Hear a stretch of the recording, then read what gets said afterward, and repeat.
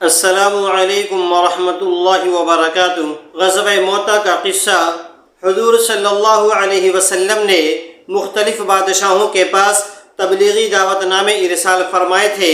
ان میں سے ایک خط حضرت حارث بن عمیر ازدی رضی اللہ تعالی عنہ کے ہاتھ بصری کے بادشاہ کے پاس بھی بھیجا تھا۔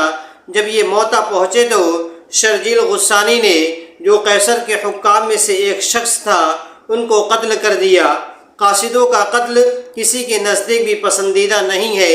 حضور صلی اللہ علیہ وسلم کو یہ بات بہت ناگوار گزری اور آپ صلی اللہ علیہ وسلم نے 3000 کا ایک لشکر تجویز فرمانے کا حکم دے دیا۔ حضرت زید بن حارثہ رضی اللہ تعالی عنہ کو ان پر امیر مقرر فرما دیا اور ارشاد فرمایا، اگر یہ شہید ہو جائیں تو جعفر بن ابی طالب رضی اللہ تعالی عنہ امیر بنائے جائیں گے۔ اگر وہ بھی شہید ہو جائے تو حضرت عبداللہ بن رواحہ رضی اللہ تعالی عنہ امیر ہوں گے۔ وہ بھی شہید ہو جائے تو پھر مسلمان جس کو دل چاہے امیر بنا لے۔ ایک یہودی اس گفتگو کو سن رہا تھا۔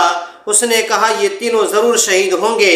پہلے انبیاء کی اس قسم کے کلام کا یہی مطلب ہوتا تھا۔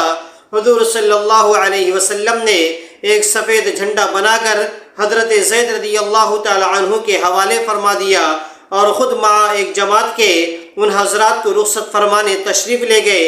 شہر کے باہر جب پہنچانے والے واپس آنے لگے تو ان مجاہدین کے لیے دعا کی، حق تعالی شانہ تم کو سلامتی کے ساتھ، کامیابی کے ساتھ واپس لائے اور ہر قسم کی برائی سے محفوظ رکھے۔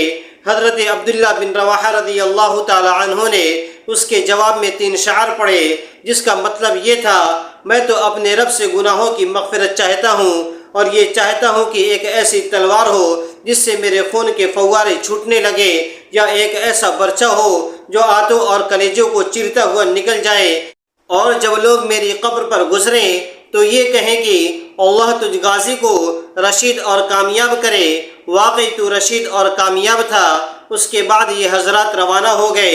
شرجیل کو بھی ان کی روانگی کا علم ہو چکا تھا۔ وہ 1,00,000 فوج کے ساتھ مقابلہ کے لیے تیار ہوا۔ یہ حضرات کچھ آگے چلے تو معلوم ہوا کہ خود ہرقل روم کا بادشاہ بھی 1,00,000 فوج ساتھ لیے ہوئے مقابلہ کے لیے آ رہا ہے۔ ان حضرات کو اس خبر سے تردد ہوا کہ اتنی بڑی جماعت کا مقابلہ کیا جاوے یا حضور صلی اللہ علیہ وسلم کو اطلاع دی جاوے۔ حضرت عبداللہ بن رواحہ رضی اللہ تعالی عنہ نے للکار کر فرمایا، اے لوگو، تم کس بات سے گھبرا رہے ہو؟ تم کس چیز کے ارادے سے نکلے ہو؟ تمہارا مقصد شہید ہو جانا ہے۔ ہم لوگ کبھی بھی قوت اور آدمیوں کی کثرت سے زور پر نہیں لڑے۔ ہم صرف اس دین کی وجہ سے لڑے ہیں جس کی وجہ سے اللہ نے ہمیں اکرام نصیب فرمایا ہے۔ آگے بڑھو۔ 2 کامیابیوں میں سے ایک تو ضروری ہے، یا شہادت یا غلبہ۔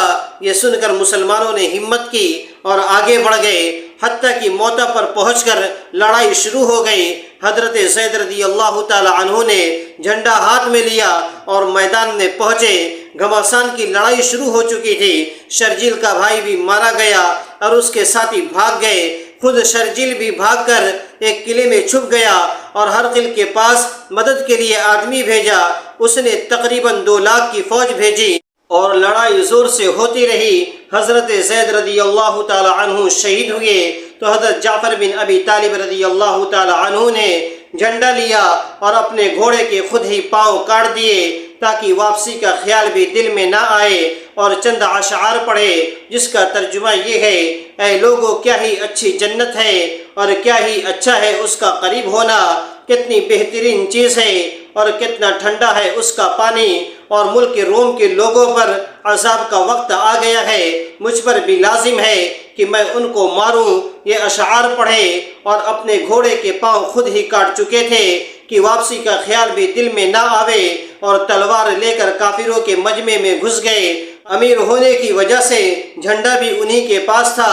اول جھنڈا دائیں ہاتھ میں لیا، کافروں نے دایاں ہاتھ کاٹ دیا، جھنڈا گر جائے۔ انہوں نے فوراً بائیں ہاتھ میں لیا، انہوں نے وہ بھی کاٹا تو انہوں نے دونوں بازوؤں سے اس کو تھاما اور منہ سے مضبوط پکڑ لیا۔ ایک شخص نے پیچھے سے ان کے 2 ٹکڑے کر دیے جس سے یہ گر پڑے۔ اس وقت ان کی عمر 33 سال کی تھی۔ حضرت عبداللہ بن عمر رضی اللہ تعالی عنہ کہتے ہیں ہم نے بعد میں نعشوں میں سے حضرت جعفر بن ابی طالب رضی اللہ تعالی عنہ کو جب اٹھایا تو ان کے بدن کے اگلے حصے میں 90 زخم تھے۔ جب یہ شہید ہو گئے تو لوگوں نے حضرت عبداللہ بن رواحہ رضی اللہ تعالی عنہ کو آواز دی۔ وہ لشکر کے ایک کونے میں گوشت کا ٹکڑا کھا رہے تھے، 3 دن سے کچھ چکھنے کو بھی نہ ملا تھا۔ وہ آواز سنتے ہی گوشت کے ٹکڑے کو پھینک کر اپنے آپ کو ملامت کرتے ہوئے کہا کہ جعفر تو شہید ہو جائیں اور تو دنیا میں مشغول رہے۔ آگے بڑھے اور جھنڈا لے کر قتال شروع کر دیا۔ انگلی میں زخم آیا، وہ لٹک گئی تو انہوں نے پاؤں سے اس کٹی ہوئی انگلی کو دبا کر ہاتھ سے کھینچا تو وہ الگ ہو گئی، اس کو پھینک دیا اور آگے بڑھے۔ اس گھمسان اور پریشانی کی حالت میں تھوڑا سا تردد بھی پیش آیا کہ نہ ہمت ہے نہ مقابلہ کی طاقت، لیکن اس تردد کو تھوڑی ہی دیر گزری تھی کہ اپنے دل کو مخاطب بنا کر کہا اے دل، کس چیز کا اب اشتیاق باقی ہے جس کی وجہ سے تردد ہے؟ کیا بیوی کا ہے تو اس کو 3 طلاق ہے، یا غلاموں کا ہے تو وہ سب آزاد ہے، یا باغ کا ہے تو وہ اللہ کے راستے میں صدقہ ہے۔ اس کے بعد چند شعر پڑھے جس کا ترجمہ یہ ہے قسم ہے اے دل تجھے اترنا ہوگا، خوشی سے اتر یا ناگواری سے اتر، تجھے اطمینان کی زندگی گزارتے ہوئے ایک زمانہ گزر چکا ہے۔ سوچ تو آخر ایک گندا قطرہ ہے، دیکھ کافر لوگ مسلمانوں پر کھینچے ہوئے آ رہے ہیں، تجھے کیا ہوا ہے؟ جنت کو پسند نہیں کرتا؟ اگر تو قتل نہ ہوا تو ویسے بھی آخر مرے گا ہی۔ اس کے بعد گھوڑے سے اترے، ان کے چچا زاد بھائی گوشت کا ایک ٹکڑا لائے، ذرا سا کھا لو، کمر سیدھی کر لو، کئی دن سے کچھ کھایا نہیں ہے۔ انہوں نے لے لیا۔ اتنے میں ایک جانب سے ہلے کی آواز آئی، اس کو پھینک دیا اور تلوار لے کر جماعت میں گھس گئے اور شہید ہونے تک تلوار چلاتے رہے۔ صحابہ رضی اللہ تعالی عنہ کی پوری زندگی یہی نمونہ ہے۔ ان کا ہر قصہ دنیا کی بے ثباتی اور آخرت کا شوق کا سبب دیتا ہے۔ صحابہ رضی اللہ تعالی عنہم اجمعین کا پوچھنا ہی کیا ہے۔ اگر ویڈیو پسند آئی ہے تو چینل کو سبسکرائب کر دیجئے، لائک اور شیئر کرنا مت بھولیے، بیل ضرور دبا دیجئے تاکہ ہماری نئی آنے والی ویڈیو کا نوٹیفیکیشن آپ کے پاس سب سے پہلے پہنچے۔ اللہ تعالی ہم سب کو ان سب باتوں پر اخلاص کے ساتھ عمل کرنے کی توفیق عطا فرمائے۔ السلام علیکم ورحمۃ اللہ وبرکاتہ۔